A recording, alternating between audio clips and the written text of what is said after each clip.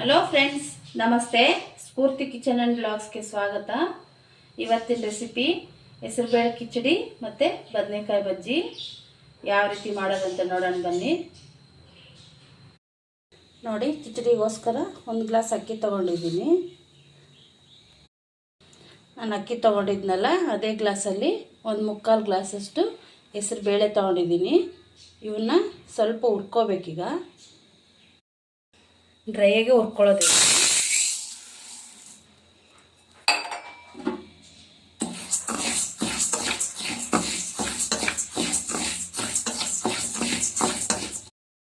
ನೋಡಿ, ಹೆಸರುಬೇಳೆ ಹುರಿದಿದ್ದಾಯಿತು. ಸಾಕಿರುತ್ತೆ. ಇದು ಭಾಳ ಕಪ್ಪಾಗಬಾರ್ದು. ನೋಡಿ, ಅಕ್ಕಿನೂ ಹೆಸರುಬೇಳೆ ಹಾಕ್ಕೊಂಡಿದ್ದೀನಿ, ತೊಳ್ಕೊಂಡಿದ್ದೀನಿ 2 ಸಪ್ರೇಟಾಗಿ. ಇದಕ್ಕೀಗ ಒಂದು ಅರ್ಧ ಸ್ಪೂನಷ್ಟು ಅರಿಶಿನ,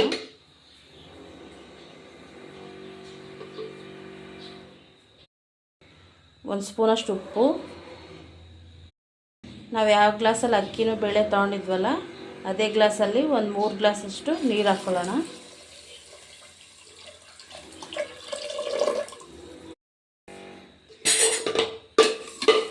ಎಲ್ಲ ಒಂದ್ಸಲ ಮಿಕ್ಸ್ ಮಾಡಿಬಿಟ್ಟು 1-2 ವಿಷಲ್ ಕೂಗಿಸ್ಕೊಳ್ಳೋದಷ್ಟೇ. ಹೆಸರು ಬೇಳೆ ಕಿಚಡಿ ರೆಡಿ.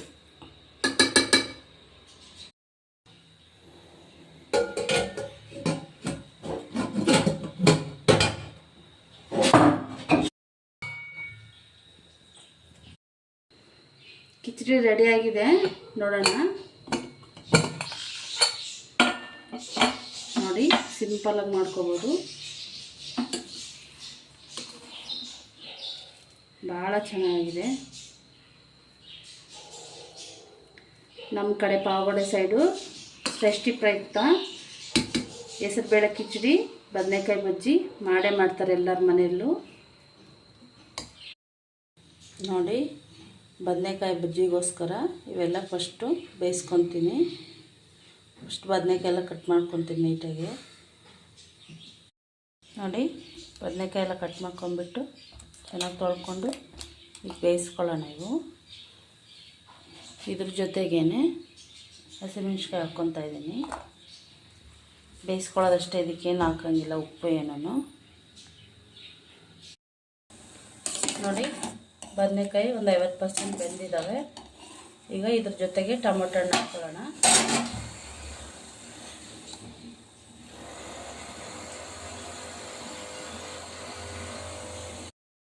ನೋಡಿ, ಬದನೆಕಾಯಿ ಟೊಮೊಟೊ ಹಣ್ಣು ಎಲ್ಲ ಚೆನ್ನಾಗಿ ಬೆಂದಿದ್ದಾವೆ. ಈಗ ಕೆಳಗೆ ಇಳಿಸ್ಕೊಬಿಡೋಣ. ಇಷ್ಟೇ ಸಾಕಿವು. ತಣ್ಣಗಾದ್ಮೇಲೆ ಬಜ್ಜಿ ಮಾಡ್ಕೊಳ್ಳೋಣ. ನೋಡಿ, ಎಲ್ಲ ಸಪ್ರೇಟ್ ತೆಗೆದಿಟ್ಕೊಂಡಿದ್ವಿ, ತಣ್ಣಗಾಗಿದ್ದಾವೆ. ಈಗ ಬಜ್ಜಿ ಮಾಡ್ಕೊಳ್ಳೋಣ.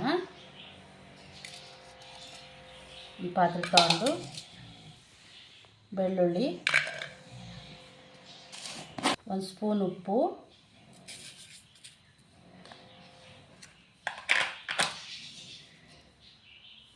ನಾವಾಗಲೇ ಬೇಯಿಸ್ಕೊಂಡಿದ್ವಲ್ಲ ಹಸಿಮೆಣ್ಸಿನ್ಕಾಯಿ, ಇವೆಲ್ಲ ಸ್ಮ್ಯಾಶ್ ಮಾಡ್ಕೊಳ್ಳೋಣ. ನೀವು ಸ್ಮ್ಯಾಶರ್ ಸಹಾಯದಿಂದ ಮಾಡ್ಕೊಂಡಿದ್ರೆ.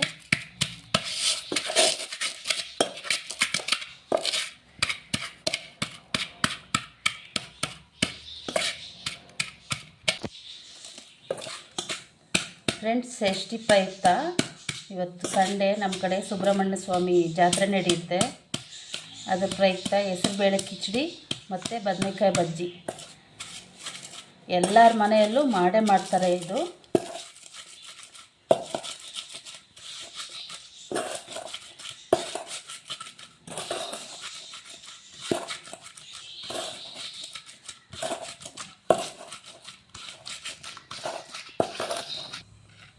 ನೋಡಿ, ಹಸಿಮೆಣ್ಸಿನ್ಕಾಯಿ, ಉಪ್ಪು, ಬೆಳ್ಳುಳ್ಳಿ ಎಲ್ಲ ಚೆನ್ನಾಗಿ ಸ್ಮ್ಯಾಶ್ ಆಗಿದೆಯಲ್ಲ. ಈಗ ಇದಕ್ಕೆ ಬದನೆಕಾಯಿ ಹಾಕ್ಕೊಳ್ಳೋಣ. ನೋಡಿ, ಬದನೆಕಾಯಿ ಎಲ್ಲ ಚೆನ್ನಾಗಿ ಸ್ಮ್ಯಾಶ್ ಮಾಡ್ಕೊಂಡಿದ್ದೀನಿ. ಈಗ ಟೊಮೊಟೊ ಹಣ್ಣು ಹಾಕ್ಕೊಳ್ಳೋಣ. ಮೇಲ್ಗಡೆ ಎಲ್ಲ ಸಿಪ್ಪೆ ತೆಗ್ದಿದ್ದೀನಿ. ಅದು ಬೇಯಿಸ್ಕೊಂಡಿದ್ವಲ್ಲ, ಚೆನ್ನಾಗಿ ಈಸಿಯಾಗಿ ಬರುತ್ತೆ. ನೋಡಿ, ಒಂದು ಬಾಣಲೆ ಇಟ್ಕೊಂಡು 1-2 ಸ್ಪೂನ್ ಎಣ್ಣೆ ಹಾಕ್ಕೊಂಡಿದ್ದೀನಿ. ಸಾಸಿವೆ, ಜೀರಿಗೆ, ಕಡಲೆಬೇಳೆ ಹಾಕ್ಕೊಳ್ಳೋಣ.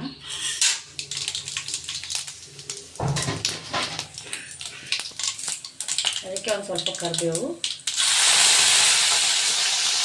ಈಗ ಒಂದು ಕಟ್ ಮಾಡಿಕೊಂಡ್ರೆ ಈರುಳ್ಳಿ ಹಾಕ್ಕೊತಾ ಇದ್ದೀನಿ.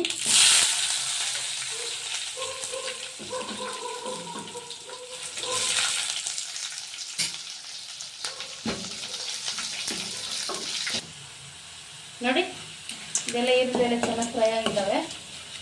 ಈಗ ಆಗಲೇ ಬಜ್ಜಿ ಮಾಡ್ಕೊಂಡಿದ್ವಲ್ಲ ಬದನೆಕಾಯಿ ಎಲ್ಲ ಅದನ್ನ ಹಾಕ್ಕೊಳ್ಳೋಣ.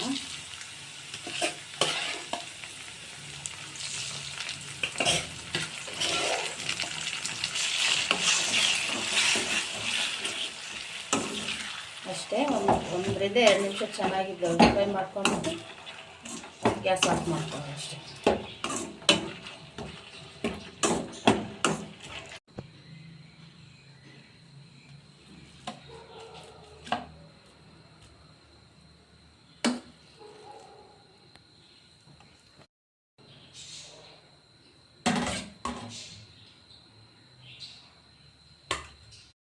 ನೋಡಿ ಇದ್ರ ಜೊತೆಗೆ ತುಪ್ಪ ಹಾಕ್ಕೊಂಡು ತಿಂದರೆ ತುಂಬ ಟೇಸ್ಟಿಯಾಗಿರುತ್ತೆ.